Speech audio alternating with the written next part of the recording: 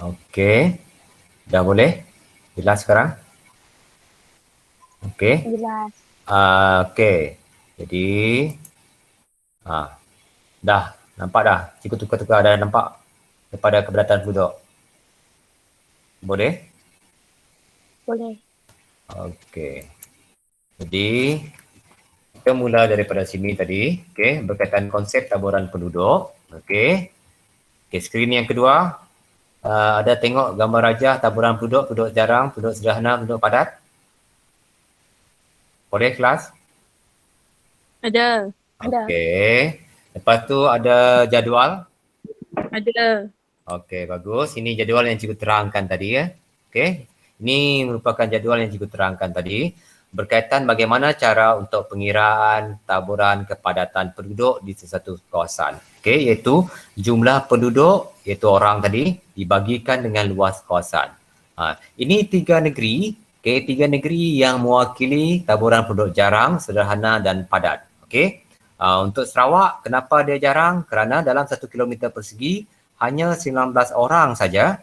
Okey. Untuk sederhana pula di Negeri Sembilan 149 orang. Okey, iaitu kerana untuk sederhana kita perlukan 50 hingga 200 orang 1 kilometer persegi. Manakala untuk Kuala Lumpur, okey, untuk Kuala Lumpur 6,696 orang 1 kilometer persegi. Jadi Kuala Lumpur ni sangat-sangat padat. Okey, sampai tekan dalam 1 kilometer persegi 6,696 orang yang tinggal di kawasan tersebut. Okey, ini penerangan tadi. Okey. Okey, jadi kita lihat satu persatu taburan penduduk padat, sederhana dan jarang di dunia. Sekarang tadi kita yang cikgu bincangkan adalah tentang konsep saja. Sekarang ni kamu dah faham tentang konsep. Okey. Konsep taburan penduduk kita ada padat, sederhana dan jarang. Okey, secara umum. Sekarang ini kita masuk kepada taburan penduduk padat, sederhana dan jarang di dunia, bukan di Malaysia. Okey, tapi di dunia. Okey. Okey, taburan penduduk padat, sederhana dan jarang di dunia. Okey, pada tahun 2019 penduduk dunia berjumlah 7.7 bilion. Okey, 7.7 bilion berdasarkan data daripada Worldometer ni. Okey, 7.7 bilion. Dan yang teramai sekali adalah negara China. Okey, negara China lebih kurang hampir 2 bilion. Diikuti dengan India juga melebihi 1 bilion. Dalam 1.2 bilion macam tu India. Kalau tak silap cikgu. Okey. Dan negara kita berapa juta? Negara kita lebih kurang dalam 30 juta orang penduduk, 33 juta orang penduduk. Dan kita Sarawak lebih kurang 2.8 juta orang saja. Kau bayangkan dengan berapa banyak manusia yang ada di muka bumi kita ini. Okey. Anda cuma diibaratkan satu semut yang kecil saja. Okey, di muka bumi kita ini. Okey. Jadi, untuk makluman kamu, ini adalah gambaran untuk peta bumi dunia. Okey. Jadi, taburan penduduk dunia ni adalah tidak sekata. Anda perlu tahu apa maksud tidak sekata? Adalah tak sama. Ada setengah tempat, ada setengah tempat banyak penduduk, kawasan dia sangat padat. Ada setengah tempat sangat jarang. Ada setengah tempat sederhana. Itu maksudnya tak sekata. Sebagai contoh, di Eropah, ini adalah kawasan benua Eropah. Penduduk dia adalah agak padat. Dan ini adalah kawasan Antartika. Hampir tidak ada manusia yang tinggal kat sini sebab terletak dekat kutub selatan. Okey, jadi penduduk kat sini hampir tak ada penduduk. Itu maksudnya taburan penduduk dunia adalah tidak sekata. Okey. Hampir separuh daripada jumlah penduduk dunia tertumpu hanya di kawasan seluas 5% saja daripada keseluruhan tanah di dunia. Okey. 5% maksudnya banyak bertumpu dekat satu kawasan saja. Okey. Oleh itu, wujud perbezaan yang ketara dari segi taburan penduduk. Okey. Jadi kamu lihat peta yang ini. Okey. Ini adalah peta purata kepadatan penduduk dunia. Boleh nampak skrin cikgu? Kelas? Boleh nampak? Dia tak ada. Boleh cikgu. Boleh. Okey. Lihat kepada petunjuk dia. Okey, bahagian petunjuk ini. Okey. Anda akan lihat yang warna apa ni? Coklat. Okey, yang warna coklat ini merujuk kepada kawasan yang mempunyai penduduk yang padat. Maksudnya lebih daripada 200 orang sekilometer persegi yang tinggal dekat kawasan tersebut. Okey. Yang warna kuning, yang warna kuning ini sederhana. Okey, sederhana padat.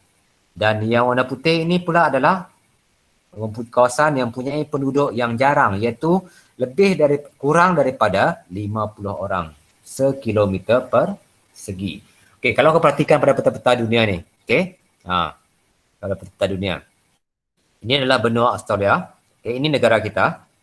Okey, negara kita boleh anggarkan secara purata lah. Ini adalah Kepulauan Nusa Tenggara, Kepulauan Melayu. Okey, Kepulauan Nusa Tenggara. Okey, ada India pula, ada Malaysia, ada Indonesia, ada Brunei, Filipina dan sebagainya. Okey. Okey, dan perhatikan dan dia punya warna masih lagi warna kuning dan yang ni pula kalau kau perhatikan yang warna coklat ini, okey, dia menganjur daripada Indochina ni, daripada Vietnam sampai ke Jepun. Okey, merujuk kepada mempunyai kawasan yang padat. Okey, dan ini pula adalah kawasan India, Bangladesh, Pakistan. Okey, dan ini adalah kawasan benua Eropah, negara-negara Eropah. Okey, ini pula adalah Amerika Syarikat. Okey, Amerika Syarikat. Di atas sedikit adalah Kanada. Kanada ini sangat-sangat jarang. Okey, dia mengalami masalah kekurangan penduduk di Kanada. Okey, sebab itu dia banyak gunakan tenaga pekerja asing. Okey, kalau kau perhatikan ini benua Amerika Selatan pula. Okey, benua Amerika Selatan. Kalau kau perhatikan yang bahagian pantai barat dia saja. Okey, pantai barat pula, pantai timur dia saja. Okey. Ini adalah ibu negara bagi negara-negara yang terletak di benua Amerika Selatan seperti di Rio de Janeiro dan sebagainya. Okey, ini yang saya tunjukkan tadi adalah purata kedatangan penduduk dunia. Seterusnya, okey, penduduk padat. Tengok. Pernah tak kita di Seri Aman sini macam ni? Selain daripada pesta benak, saya kamu melalui kawasan pasar pesta benak, kita tak ada macam ni. Okey. Ini menunjukkan terlalu ramai manusia yang ada kat situ dengan pelbagai aktiviti masing-masing lah. Okey. Dengan pelbagai aktiviti masing-masing. Okey. Okey, kawasan berpenduduk padat di dunia boleh didapati di kawasan perindustrian seperti di Shah Alam, Selangor, ini di Malaysia. Okey. Di Manchester, England, Ruhr di Jerman, Yokohama di Jepun, okey, New York di Amerika Syarikat. Ini antara kawasan-kawasan yang mempunyai penduduk yang padat, okey, yang terletak dekat kawasan perindustrian. Ini contoh saja dulu, okey. Ini gambar ni. Tengok tulisan dia. Anda rasa di mana ni? Adrian? Jepun. Ya, itu adalah di Jepun, okey. Jepun merupakan salah sebuah negara yang mempunyai penduduk yang optimum, padat juga, okey. Selain daripada kawasan perindustrian, kawasan pertanian juga mempunyai penduduk yang padat. Contohnya di lembangan Changjiang di China, lembangan Indus Ganges di India, okey, dataran Kanto di Jepun dan lembangan Nil di Mesir. Okey, ini adalah kawasan-kawasan mempunyai penduduk yang padat. Okey. Selain daripada kawasan pertanian, kawasan-kawasan bandar utama seperti Tokyo, Jepun, Paris di Perancis, Hong Kong dan Jakarta di Indonesia. Kalau kamu tahu, Jakarta, penduduk dia lebih kurang dalam 10 hingga 12 juta orang. Di Jakarta saja. Maksudnya penduduk dia jauh lebih banyak daripada penduduk kita daripada Lawas sampai ke Kuching sana. Dekat satu tempat di Jakarta saja. Kau bayangkanlah terlalu ramai orang. Okey, itu berkaitan dengan penduduk padat. Okey, yang kedua, taburan penduduk yang padat. Yang kedua adalah taburan penduduk sederhana, iaitu sederhana padat. Okey. Biasanya kawasan yang berpenduduk sederhana padat ini kita boleh dapati di dataran tinggi Korat, Thailand dan Mount Popa di Myanmar. Okey. Yang ni, anda rasa di mana ni? Okey. Penduduk sederhana padat juga terdapat dekat kawasan pertanian dan peternakan seperti di padang rumput hawa sederhana seperti di steppes Rusia. Ini kawasan dia. Okey, ini di kat Rusia ni kelas ah. Okey, muka dia macam muka orang Mongolia tapi masih lagi orang Rusia. Okey, dan prairie di Kanada. Okey, prairie di Kanada. Okey, selain daripada itu, okey, kawasan yang mempunyai sudut penduduk yang sederhana padat adalah kawasan pembalakan seperti hutan. Ini contoh gambar-gambar hutan taiga di Rusia. Hutan pokok taiga di Rusia, hutan pokok tirus di Kanada. Hutan pokok tirus, bayangkan pokok dia seakan bentuk pokok Christmas itu. Okey, lurus saja dia ke atas. Okey, juga mempunyai penduduk yang sederhana juga. Okey, sekarang ini kita lihat kepada penduduk jarang. Okey, kawasan-kawasan yang mempunyai penduduk yang jarang. Okey, kawasan penduduk jarang terdapat dekat kawasan kutub. Okey, kawasan kutub di Arktik, Antartika dan kawasan tundra di Greenland. Okey, kawasan-kawasan pergunungan, ini gunung pergunungan. Ini adalah kawasan di Arktik, Antartika. Kamu lihat gambar rajah ni. Okey. Dan yang kedua tadi adalah kawasan pergunungan. Kamu nampak seorang ibu yang, bukan ibu ni cikgu rasa. Yang ini adalah kakak yang sedang menggendong dia punya adik dia. Okay, di banjaran Himalaya, di bahagian pergunungan Himalaya. Okay, ini pula adalah di pergunungan Rocky di Amerika Selatan. Okay, seterusnya.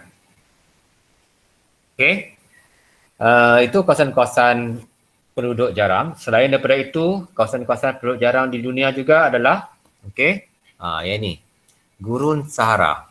Kawasan yang berpadang pasir. Okey, ini Gurun Sahara. Guru Mojave di Amerika Syarikat. Gurun Kalahari, okey, di Afrika Selatan. Okay, ini orang Kalahari, orang manusia yang tinggal kat sana. Okey. Dan Gurun Atacama di Amerika Selatan. Selain daripada itu, okey, di bahagian hutan Amazon. Okey, hutan Amazon sama ada di Brazil ke dan sebagainya dan negara-negara yang berjiran dengan dia. Okey. Mempunyai penduduk yang jarang juga kerana hutan yang masih tebal. Okey. Okey. Ada soalan setakat ini? Ada soalan? Ada soalan? Tak ada. Okey, kalau tak ada soalan, jadi yang kamu belajar dalam yang pertama tadi adalah penduduk padat, sederhana dan jarang serta kawasan-kawasan penduduk padat, sederhana dan jarang di dunia, lokasi-lokasi dia. Okey, kita dah lihat tempat-tempat tadi. Okey. Seterusnya kita lihat kepada apakah penyebab-penyebab yang mempengaruhi taburan penduduk di dunia. Apa sebab dia? Ada setengah kawasan itu dia mempunyai penduduk yang ramai ataupun padat. Ada setengah kawasan itu mempunyai penduduk yang sederhana ataupun jarang. Okey. Penyebab-penyebab sama juga dengan ayat yang ini, iaitu faktor-faktor. Okey. Jadi kita lihat dari sudut faktor-faktor yang mempengaruhi taburan penduduk di dunia. Okey, faktor yang pertama, okey, faktor fizikal. Okey. Yang kedua, faktor manusia. Okey. Dan cikgu akan terangkan satu persatu. Maksudnya faktor fizikal ini adalah lebih kepada faktor semula jadi. Okey, faktor semula jadi. Manakala faktor manusia ini adalah berkaitan dengan kegiatan ekonomi, sosial, peranan kerajaan, dasar kerajaan dan sebagainya. Okey, jadi kita lihat satu persatu faktor fizikal. Tapi untuk soalan esei ataupun soalan subjektif, anda tak perlu letakkan faktor fizikal ataupun faktor manusia. Okey, kalau soalan dia tanya, nyatakan faktor-faktor yang mempengaruhi taburan penduduk di dunia, anda akan letak faktor fizikal. Salah. Okey, sebab faktor fizikal ini sangat-sangat umum dan begitu juga dengan manusia. Okey, apa yang perlu kamu buat? Okey, dari sudut fizikal, okey, faktor yang pertama adalah bentuk muka bumi. Okey, faktor yang pertama bentuk muka bumi. Okey, jadi bentuk muka bumi ini memainkan peranan yang amat penting. Okey, amat penting. Selain daripada bentuk muka bumi, kita ada iklim. Nanti juga akan terangkan satu persatu. Okey, iklim. Iklim juga memainkan peranan penting. Kenapa orang nak tinggal kat situ? Kalau iklim yang sejuk, 24 jam sejuk saja, siapa yang nak tinggal? Okey, kecuali lah orang di bahagian kutub utara tu. Okey, itu pun tak ramai. Kalau kalau kalau semua suka sana, memang sana akan padat lah nanti. Ni hanya sedikit saja. Okey, yang ketiga adalah dari sudut tanah. Tanah apa yang ada? Ini, tanah apa yang ada? Kalau kamu lihat ini. Ini adalah tanah pertanian yang terdapat di lereng-lereng bukit di Pulau Jawa. Okey. Saleran. Okey, saleran ni merujuk kepada Sungai Tasik. Sebab saleran ni sangat-sangat penting. Apa kepentingan saleran? Nanti kita akan bincang. Okey. Jadi dari sudut fizikal kita ada 1, 2, 3, 4. 4 faktor utama iaitu bentuk muka bumi, iklim, tanah dan saliran. Okey, jadi kita lihat kepada faktor yang pertama iaitu bentuk muka bumi. Okey, bentuk muka bumi. Penduduk yang padat terdapat dekat kawasan bentuk muka bumi yang bertanah pamah dan rata. Kamu perhatikan di bahagian lembangan Saint Laurent di Kanada ni. Okey, jadi kawasan dia tanah pamah yang rata. Jadi banyaklah tempat tinggal yang dibina kat sini. Bukan saja tempat tinggal tapi kilang-kilang dan sebagainya. Okey. Begitu juga dengan lembangan Huanghe di China. Ini lembangan Huanghe di China ni. Okey. Sangat-sangat rata dan sesuai untuk kegiatan pertanian kat sini. Dan juga di dataran Ganges di India. Okey, banyak rumah-rumah dibina dekat sekitar kawasan dataran Ganges di India tersebut. Okey. Okey. Itu bentuk muka bumi tanah pamah yang rata. Saint Laurent tu bukan di Kanada, tapi dia Amerika Syarikat tadi ya. Okey. Saint Laurent. Siapa tahu di mana Saint Laurent? Kelas? Saint Laurent. Sabu. Bukan. Itu tak. Yang ini adalah tanah pamah di Saint Laurent di Amerika Utara. Okey, Amerika Utara. Dia merangkumi sebahagian besar negara Kanada dan ada sedikit bahagian utara Amerika Syarikat lah. Okey. Okey, yang seterusnya, bentuk muka bumi. Okey, tadi tanah pamah rata. Yang kedua adalah kawasan tanah tinggi. Kalau tanah pamah yang rata tadi, ramai penduduk. Kalau tanah tinggi, kawasan yang tanah tinggi dan berpaya pula serta berhutan tebal, okey, penduduk dia adalah jarang. Sebagai contoh, Banjaran Himalaya yang ini. Okey, dan lembangan Kongo di India. Ini adalah lembangan Kongo di India yang berpaya, kawasan berpaya. Jadi tak ramai yang tinggal kat sini. Okey, lembangan Kongo di Afrika. Okey, itu dari sudut faktor bentuk muka bumi. Faktor yang kedua adalah dari sudut iklim. Okey, iklim apa yang menyebabkan orang suka tinggal dekat kawasan tersebut? Okey, yang pertama, dari sudut iklim. Iklim panas dan lembap di kawasan Asia menjadi tumpuan penduduk. Okey, curahan hujan, suhu dan kelembapan udara di kawasan beriklim panas dan lembap amat menggalakkan kegiatan pertanian. Maksudnya kegiatan pertanian ini juga dapat dijalankan sepanjang tahun sebagai contoh di negara kita. Okey, dan di beberapa buah negara lain, okey, yang mengalami iklim khatulistiwa dan negara-negara lain lah. Okey. Yang kedua, iklim sejuk yang melampau, okay, sebagai contoh di bahagian kutub utara, terutamanya dekat kawasan tundra dan suhu yang terlalu tinggi menyebabkan penduduk jarang. Okay. Kawasan ini tidak sesuai didiami oleh manusia kecuali orang-orang tertentu lah sepertinya orang Eskimo ini. Okay. Mereka sudah terbiasa tinggal di bahagian kutub utara. Okay. Di bahagian muka bumi kita. Okay. Seterusnya, okay, faktor yang ketiga adalah faktor tanah. Okay, faktor tanah. Tanah yang subur seperti Chernozem, latrit, alluvium dan lanan mempunyai penduduk yang padat. Kalau kau perhatikan, apa kaitan gambar rajah yang ini dengan tanah? Apa kaitan dia? Okay, kaitan dia adalah gambar rajah ini menunjukkan, okay, aliran lava daripada satu gunung berapi di Indonesia. Aliran lava ini tadi akan membentuk tanah jenis lava base apabila lava yang mengalir keluar ke kawasan sini, okey, keluar ke kawasan sini, ke bawah-bawah dan sebagainya, kawasan sekitar dia, lava itu akan membeku. Apabila telah membeku, dia akan membentuk tanah jenis laba base yang sangat subur untuk kegiatan pertanian. Maknanya boleh jadikan padi, tanaman padi di lereng bukit ataupun tanaman getah pula, tanaman teh. Okey, seperti di Pulau Jawa Indonesia. Okey, seperti di Pulau Jawa Indonesia. Manakala, tanah yang bertanah podzol, tanah yang bertanah podzol macam ni. Sentiasa juga dilitupi oleh salji di kawasan yang sejuk, mempunyai penduduk yang kurang. Sebab apa tu? Tanaman tak sesuai ditanam. Tanaman tak sesuai ditanam sebab tanah dia sentiasa dilitupi salji hampir sepanjang tahun. Ada masa musim panas saja.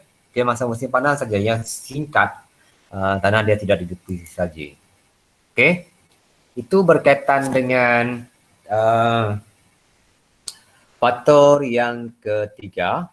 Faktor yang terakhir adalah saliran. Saliran merujuk kepada sungai, tasik ataupun permukaan yang berair. Permukaan yang berair di muka bumi kita. Bagaimana saliran ini mempengaruhi kepadatan penduduk di satu kawasan?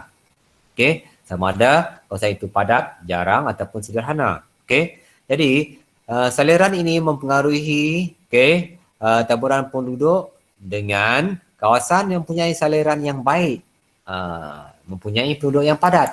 Manakala kawasan yang tidak mempunyai saliran yang baik, yang berpayah, air dia bertakung dan sebagainya, mempunyai penduduk yang jarang. Sebagai contoh, masih lagi lembangan Saint Laurent. Ini lembangan Saint Laurent di Kanada. Sama juga tadi. Menggunakan contoh yang sama. Tebing sungai Chao Phraya di Thailand. Ramai orang tinggal kat sini. Dan sungai Chao Phraya ini adalah sungai yang terkenal dengan pasar terapung, kan? Yang terletak di Thailand lah. Berbeza pula dengan kawasan yang mempunyai saliran yang buruk. Kawasan yang mempunyai saliran yang buruk seperti kawasan Gersang di Gurun Thar ni. Di kawasan Gersang di Gurun Thar ini di India, Gurun Kalahari di Afrika mempunyai penduduk yang jarang. Kamu suka tidak tinggal kat kawasan macam ni? Pokok dia berapa helai saja ni. Bukan berapa helai. Berapa buah saja. Di kawasan Gurun Thar ni. Kawasan untuk mengambil air, kamu tengok ni. Air minuman pun berkongsi dengan unta kat sini. Jadi kita sangat bertuah lah. Sangat bertuah di negara kita. Kerana mempunyai sistem saliran yang baik, kita dikurniakan hujan tahunan sepanjang tahun, tak ada musim panas ataupun musim sejuk yang nyata, musim tenggujuh yang nyata lah sampai berbulan macam mereka di sana. Jadi itu berkaitan dengan dari sudut faktor fizikal yang mempengaruhi taburan penduduk dunia. Dari sudut faktor manusia pula, kita ada beberapa jenis. Yang pertama sekali adalah dari sudut faktor manusia adalah yang pertama, kawasan perindustrian mempunyai penduduk yang padat. Yang pertama adalah berkaitan dengan kegiatan ekonomi. Kegiatan ekonomi. Yang pertama, kegiatan ekonomi perindustrian. Contoh dia, Ruhr di Jerman, Damoda di India dan Kuzbass di Rusia. Ini merupakan kawasan perindustrian utama. Ramai orang yang berhijrah ke sana untuk mendapatkan peluang pekerjaan di kilang-kilang ataupun di perusahaan-perusahaan tertentu. Begitu juga dengan kawasan kegiatan ekonomi yang kedua, kegiatan pertanian juga mempunyai penduduk yang padat. Contohnya lembangan Sungai Mekong di Indochina, Delta Irrawaddy di Myanmar dan Jawa Tengah di Indonesia. Itu berkaitan dengan faktor ekonomi. Faktor ekonomi. Yang kedua, bukan yang kedua. Itu tadi untuk kegiatan ekonomi yang padat, kawasan yang padat. Manakala kawasan yang mempunyai penduduk yang kurang, ataupun jarang, mempunyai kegiatan ekonomi primitif. Sebagai contoh, pertanian pindah, memburu dan mengumpul hasil hutan. Itu beza dia. Kalau yang padat biasanya tertumpu dekat kawasan perindustrian, kawasan pertanian dan sebagainya. Kalau penduduk jarang pula, banyak dekat kawasan yang mempunyai ekonomi yang primitif. Primitif ni lebih kepada sara diri dan sebagainya. Contohnya, memburu binatang, tanaman-tanamannya secara kecil-kecilan dan sebagainya. Memburu hasil hutan. Okey? Itu faktor ekonomi. Faktor yang kelima. Faktor yang kelima, faktor sosial. Apa faktor sosial? Okey. Sistem pengangkutan yang baik dan moden di satu kawasan mempunyai penduduk yang padat kerana dapat memudahkan urusan harian penduduk. Maksudnya penduduk mudah untuk bergerak dari satu kawasan ke satu kawasan yang lain, memudahkan mobiliti lah. Okey, mempercepatkan mobiliti penduduk. Okey. Bandar-bandar metropolitan seperti New York di Amerika Serikat, Paris di Perancis, penduduk padat kerana dilengkapi dengan pelbagai kemudahan sosial seperti sekolah, hospital, pengangkutan awam yang serba canggih. Ini di New York, okey, dan ini di Paris. Kemudahan pendidikan seperti universiti juga mempengaruhi perempuan penduduk di sesuatu kawasan. Okey, itu berkaitan dengan faktor sosial. Okey. Seterusnya faktor governance. Okey, untuk faktor governance. Governance ini maksudnya dasar yang diamanahkan ataupun dasar yang diamalkan, dijalankan oleh kerajaan di sesebuah negara. Itu maksud governance. Ataupun tukar perkataan lain dia, governance adalah dasar kerajaan. Jelas? Kamu dalam esei, dalam soalan subjektif, boleh tulis governance ataupun dasar kerajaan. Okey? Taburan dan kepadatan penduduk juga dipengaruhi oleh perubahan dasar-dasar kependudukan oleh governance di sebuah negara. Kependudukan oleh kerajaan di sebuah negara. Contohnya pembinaan bandar baru seperti Tampin di Singapura. Ini bandar baru Tampin di Singapura. Dia berpusat kat sini. Ramai orang yang berhijrah ke sini dan tinggal kat sini.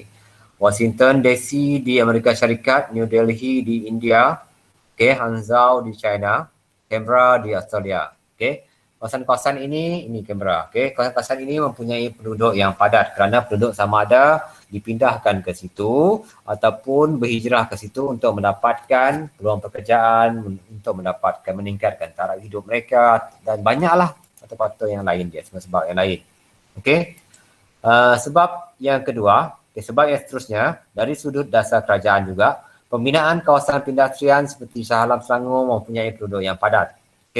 Peranan kerajaan di sebuah negara melaksanakan transmigrasi untuk mengurangkan ataupun meningkatkan jumlah penduduk di satu kawasan.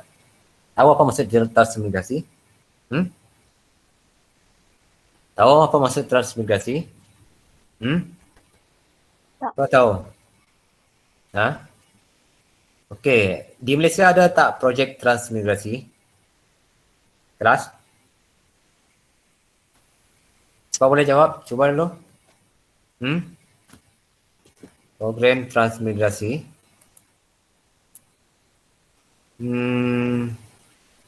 Wycliffe? Hai Wycliffe. Wycliffe. Razin. Apa cikgu? Wycliffe. On kan mic kamu? Okey. Wycliffe. Boleh dengar cikgu? Boleh. Okey. Apa yang kamu tahu tentang transmigrasi? Kita pernah belajar tentang migrasi kan? Apa dia transmigrasi?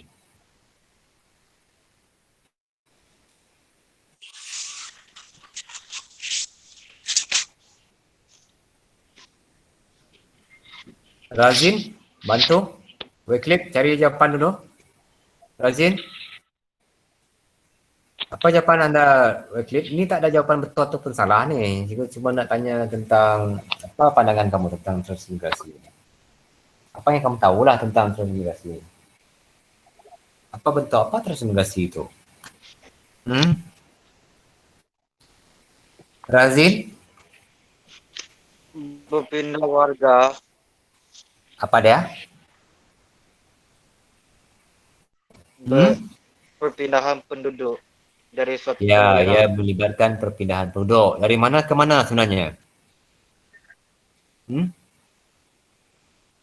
Dari mana ke mana? Dari suatu daerah yang padat. Okey, bagus. Dari satu daerah yang padat ke mana?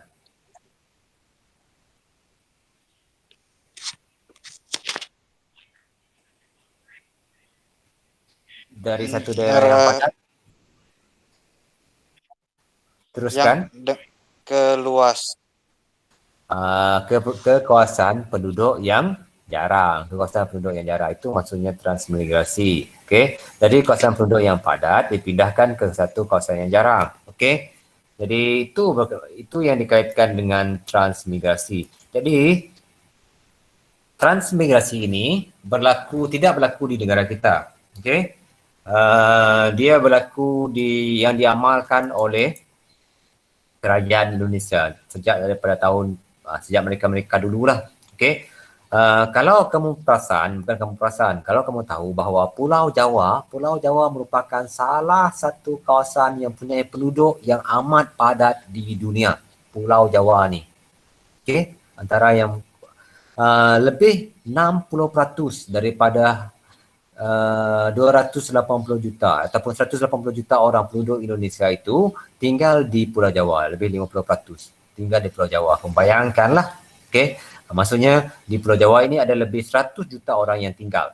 Okey. Jadi untuk mengurangkan kesesakan yang berlaku dekat Pulau Jawa, okey, kerajaan Indonesia tadi telah memindahkan dia telah memindahkan banyaklah, bukan beberapa, banyak keluarga ke kawasan-kawasan yang punya penduduk yang jarang seperti Sumatera, ke Sulawesi dan Kalimantan. Okey, ini program transmigrasi di Indonesia. Jadi maksudnya di sini penduduk dia tak terlalu padat di Pulau Jawa saja, tapi dia nak cuba tambah juga jumlah penduduk dekat kawasan-kawasan yang lain. Okey.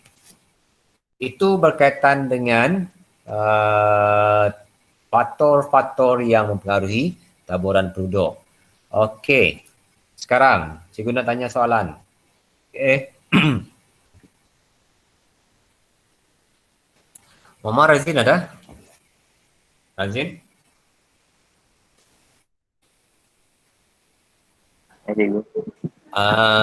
Nyatakan 3-4 faktor yang mempengaruhi taburan penduduk di dunia. Faktor yang pertama apa, kedua, ketiga, keempat? Yang kamu tahu. Bentuk muka bumi, Okey, betul. iklim, tanah dan selera. Okey, itu dari sudut fizikal. Kalau dari sudut manusia pula, apa dia? Atau apa lagi? Ekonomi, Faktor ekonomi, faktor sosial dan faktor governance. governance ataupun dasar kerajaan. Okey. Jadi, kita kembali kepada slide tadi sekali lagi. Okey, kepada slide lagi. Okey, sekarang kita pergi kepada topik yang baru. Sekarang dah pukul 4. Okey. Kesan taburan. Okey. Kesan taburan. Okey, yang ni topik yang keempat iaitu kesan taburan penduduk padat dan jarang di dunia. Okey, kesan taburan. Okey, apa dia kesan-kesan dia? Okey, bila penduduk dekat satu kawasan itu terlalu padat, apa dia punya kesan? Okey, ada banyak kesan dia. Okey, ada banyak kesan dia. Okey, sekarang anda lihat kepada boleh nampak skrin cikgu? Boleh? Kamu boleh nampak skrin laptop cikgu kalau cikgu tukar? Boleh kan? Boleh. Boleh. Boleh kan? Okey, kalau boleh kita lihat sini. Okey. Kita lihat kawasan padat penduduk di India ataupun di Filipina. Sekejap.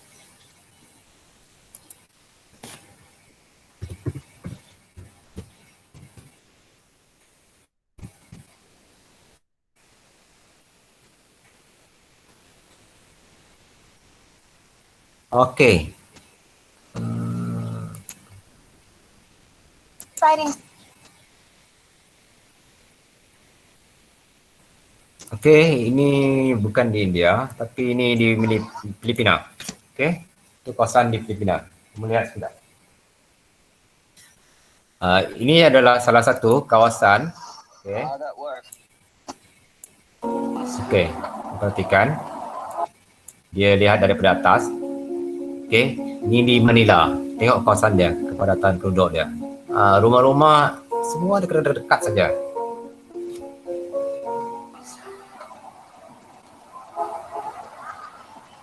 Okey. Inilah yang akan berlaku apabila salah satu kesan negatif lah. Ini kesan negatif. Okey, kalau terlalu ramai penduduk, utamanya di Manila, Filipina ni. Ini dia jalankan dokumentari. Okey, ini dia masuk kepada kawasan perumahan penduduk. Ini lebih kepada perumahan penduduk setinggan di Manila. Okey, boleh nampak skrin cikgu? Working hard. We just recycling this. Okey, ini di Manila. Can you do? 25 years. Wow. Amazing. Have a look around. I'll come back talk to you. Okay, thank you. Okey, jadi kalau kamu perhatikan di sini, antara masalah-masalah yang akan timbul apabila penduduk terlalu padat mungkin menyebabkan persaingan hidup yang sangat tinggi ya. Okey, bila persaing yang tak dapat bersaing itu yang akan menjadi miskin dan sebagainya. Okey, banyak faktor-faktor lain. Kalau macam ni ya, tengok taraf kesihatan dia memang sangat rendah lah. Okey, dengan keadaan yang sangat kotor dan sebagainya. Okey. Mungkin kalau kamu nampak kanak-kanak ni mereka dah apa orang kata dah imun lah. Tu badan mungkin dah imun dan sebagainya. Itulah cerita lah. Okey. Kita lihat pemandangan daripada udara dia. Okey, ini pemandangan daripada udara. Okey, kepadatan penduduk ya. Kita tengok rumah-rumah dia.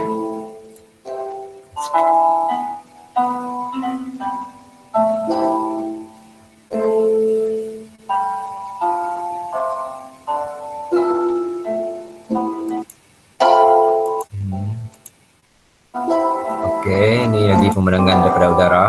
Tengok kawasan dia.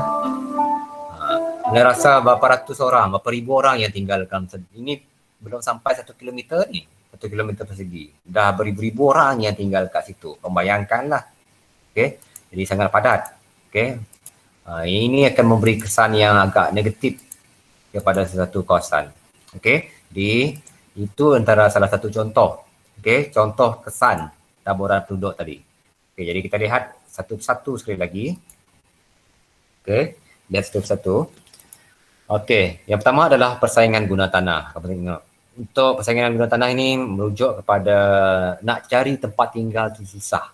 Okey, nanti cikgu terangkan satu persatu dengan lebih detail. Okey, yang kedua masalah kemiskinan seperti yang kamu nampak tadi.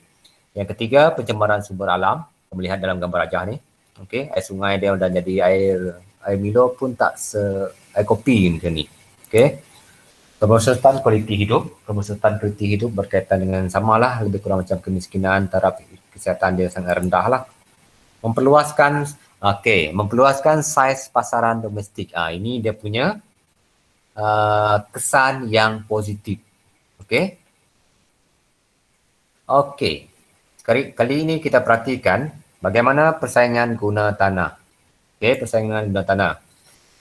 Kepadatan penduduk di bandar menyebabkan berlakunya persaingan guna tanah. Okey, persaingan guna tanah. Keperluan guna tanah sama ada untuk kegiatan pertempatan. Okey, contohnya pertempatan maksudnya untuk bina rumah lah. Untuk bina rumah, untuk bina kilang-kilang, untuk kegiatan pedestrian, untuk pengangkutan dan perniagaan semakin meningkat. Okey, jadi macam kita sekarang ni lah, dalam hidup ni kita perlu bersaing. Okey, contohnya dalam kelas kamu saja.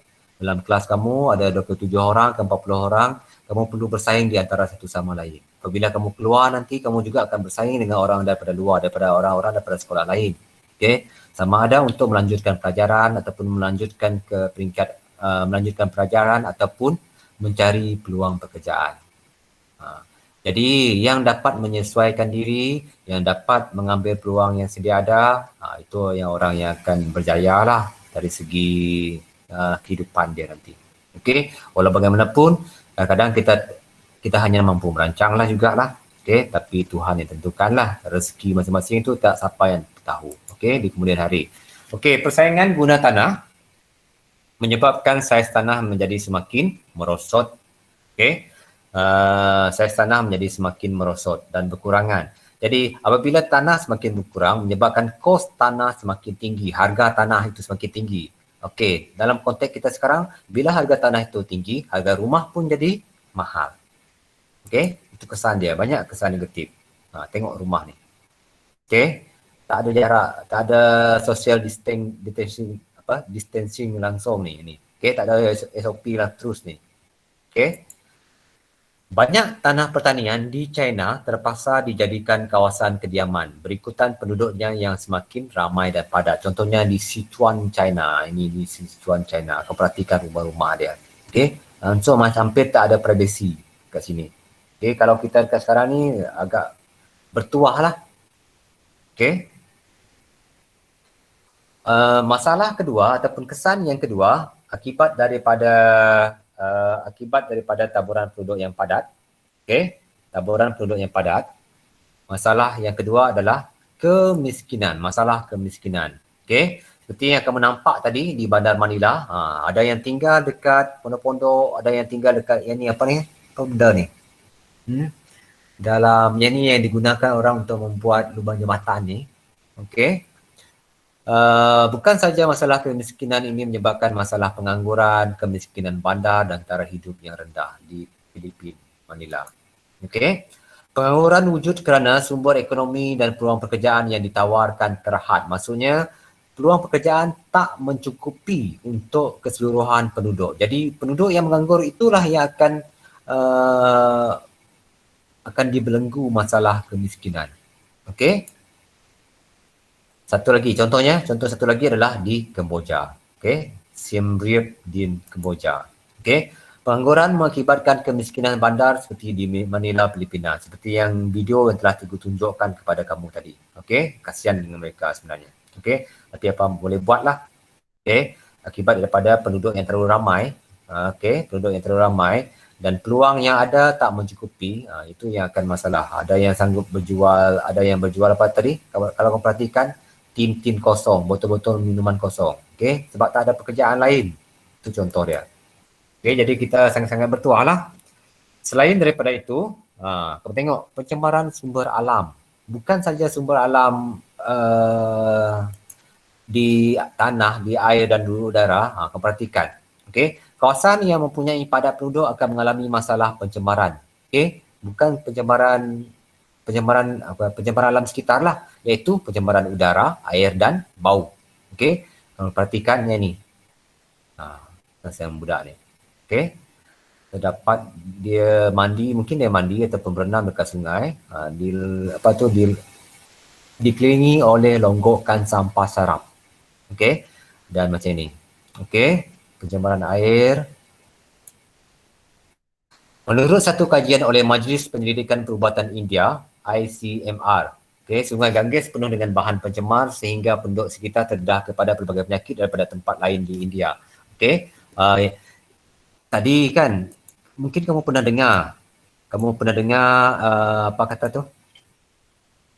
Masalah yang orang yang meninggal disebabkan penyakit COVID di Ganges India, yang bertaburan di Sungai Ganges India. Okey.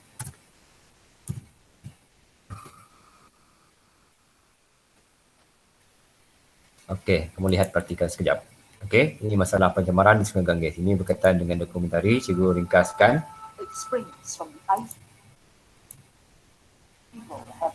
Okey, ini kawasan pertempatan di India. Sampah sarap dibuang merata-rata saja. Kamu perhatikan ini tempat ni. Okey, ini adalah ritual keagamaan. Ritual keagamaan yang ini yang salah satu punca COVID di India merebak hari itu. Kalau kamu ada baca berita lah. Okey, mereka menjalankan ritual keagamaan di berhadapan dengan Sungai Ganges. Okey, jadi apabila berlakunya ritual keagamaan secara ini, ada pihak-pihak yang tak bertanggungjawab, mereka akan buang sisa-sisa benda-benda yang dekat sini ke sungai saja. Okay, menyebabkan sungai itu menjadi kotor. Okay. While doing so, the tanneries release high levels of toxic chemicals into the Okay. heart of the Ini dia. population. Okay. Kepadatan penduduk. The river forms the heart and soul of one of the oldest Okay. living cities, Varanasi. Even Air dia mana ada jernih lagi. Semuanya warna hitam saja. communities Okay. that have Tapi lived tak tanah, banks for terpaksa centuries. gunakan juga. And the Ganga between them. Okay. And Sungai Ganges Ganges ataupun Sungai Gangga. is pristine glory on the river Ganga. Okay. Tak tahu terpaksa mandi kat situ juga. Okay. Sebab tak ada sumber saliran yang lain lah. Itu yang terdekat sekali. Life had flourished in the city of temples for thousands of years. Okay. Ada soalan setakat ni? Ada soalan kelas? Okay. Penjemaran sumber alam ni berkaitan ni tadi.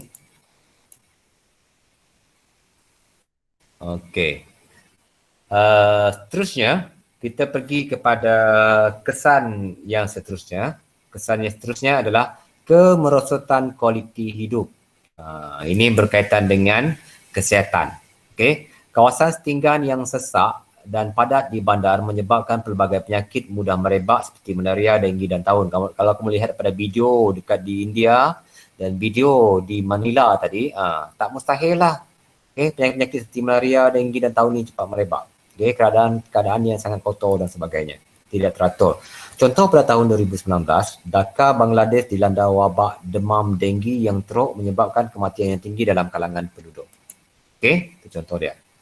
Okey, walau bagaimanapun, okey, yang cikgu dah terangkan tadi adalah lebih kepada faktor-faktor yang negatif apabila taburan penduduk itu padat. Tapi pada masa yang sama, kalau penduduk itu padat di satu kawasan juga, dia boleh memperluaskan saiz pasaran domestik. Maksudnya pasaran tempatan. Makin ramai orang yang tinggal kat situ, maksudnya makin ramai pembeli untuk apa-apa barang keperluan. Itu yang dimaksudkan. Penduduk yang padat dapat membantu meluaskan saiz pasaran domestik dan mampu menarik pelaburan dari luar. Ini kebaikan dia. Okay, contoh pasaran barangan tempatan di China. Dia sangat luas dengan hampir 1.9 bilion orang. Okay, dia tak perlu jual ke negara lain. Kalau kita kereta Proton itu perlu dijual ke negara lain. Okay. Kalau China dia jual ke negara dia saja pun sudah cukup. Okay. Yang sebenarnya baru dia ekspor ke negara-negara lain. Okay. Itu untuk penduduk padat. Ada soalan? Boleh faham jelas sekarang ni? Setakat ni? Boleh. Okey. Ini betul topik yang terakhir iaitu kesan taburan penduduk jarang. Okey, apa dia kesan-kesan apabila kawasan tersebut mempunyai penduduk yang jarang, penduduk yang sedikit dan jarang. Okey. Jadi yang pertama, apabila penduduk jarang, sumber alam akan sentiasa terpelihara. Perkembangan ekonomi agak perlahan. Sebab itu negara seperti Australia dan Kanada dia ambil para pekerja daripada luar negara, untuk mempercepatkan kegiatan ekonomi dia, infrastruktur yang terhad, jadi kita lihat yang pertama sekali, sumber alam terpelihara. Kawasan penduduk jarang dapat memelihara sumber alam kerana sumber alam tidak dibangunkan sepenuhnya. Penduduk yang jarang membolehkan pemilikan tanah lebih luas. Maksudnya seorang tu boleh dapat berapa hektar tanah lah. Ini mendorong kepada peningkatan produktiviti per kapita. Contoh dia, sumber alam negara Bhutan tidak dibangunkan sepenuhnya dan masih terpelihara. Ini negara Bhutan. Masih banyak hutan lagi. Penduduk dia pun jarang-jarang. Sedikit saja penduduk dekat negara Bhutan. Perkembangan ekonomi juga perlahan. Ini kesan dia. Kesan pada penduduk yang jarang. Apabila sedikit saja penduduk. Contoh dia di Mauritania. Mauritania. Kawasan penduduk yang jarang menyebabkan tenaga kerja dan saiz pasaran yang kecil untuk memajukan ekonomi. Kawasan penduduk jarang juga mempunyai pendapatan per kapita yang rendah kerana hasil pendapatan datang dari sektor ekonomi tradisional seperti pertanian, peternakan dan perikanan. Contoh negara tadi Mauritania. Dia mempunyai penduduk jarang dan mengalami pertumbuhan ekonomi yang amat perlahan. Dan yang terakhir, okey, dan yang terakhir infrastruktur terhad. Infrastruktur terhad. Okey. Pernah dengar nama negara Palau? Ya. Okey, sebelum kita masuk ke sini, kita lihat sekejap, ambil masa 1 minit ataupun 2 minit untuk kamu cari negara Palau. Okey. Nanti kamu tanya apa dia, di mana Palau. Okey. Writing's not that easy. Yalah, ada iklan pula. Grammarly can Okey. help. This sentence is grammatically correct. Okey. Jadi kita pergi kepada negara Palau. We're going to an island in the middle of the world has got a small country. Okey, di mana lokasi negara Palau? Belum tu. Okey, ini kawasan Asia Pasifik. Kepertikan. Ini negara kita, Malaysia. Okey, Indonesia, Filipina. The Asia Pacific. Okey. You probably Di mana can't see negara Palau Palau. tu? Use Dekatkan lagi. Bill can. Dia dekatkan lagi. There it is. Jadi negara Palau itu adalah salah satu kepulauan kecil yang terletak di lautan Asia Pasifik. Okey, yang tak jauh daripada Filipina, di bahagian barat dia, di atas dia di bahagian selatan dia ada Australia. Okey, itu lokasi dia. Being so small means Palau has Bagaimana to negara be Palau? Ini adalah kepulauan dia, negara Palau. Okey. from the outside. Ini dia. The country Okey, ini sebuah negara Palau. Ini sebuah negara yang dikenali sebagai sebuah negara Palau. Okey. Ini Palau, Iceland dan sebagainya. Tapi Palau yang sekarang ini dia terkenal sebagai pusat pelancongan. Orang luar banyak masuk kat sini lah. Okey, sebagai pusat pelancongan. Okey, cukup untuk itu.